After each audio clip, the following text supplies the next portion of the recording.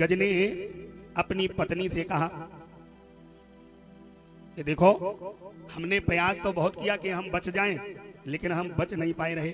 ऐसो करो, तुम थोड़ो हमें सहारा दे दो, सूंड में सूंड फंसा लो और हमें यहां से बाहर निकालो।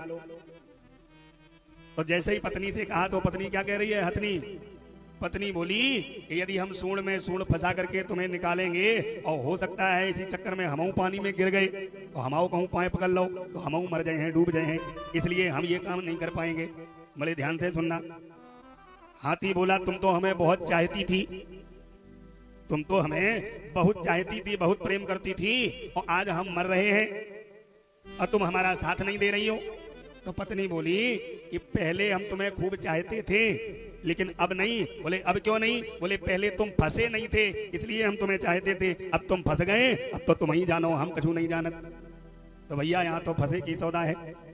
यदि आप फंस जाओगे तो कोई सामने आने वाला नहीं है।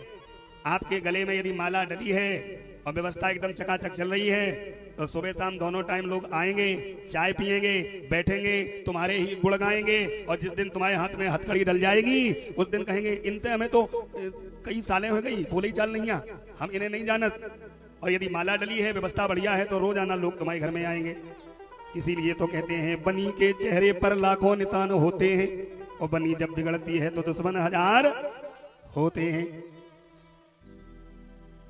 बन जाते हैं रिश्तेदार जब पैसा पात होता है, और गरीबी में टूट जाता जो रिश्ता खास होता है।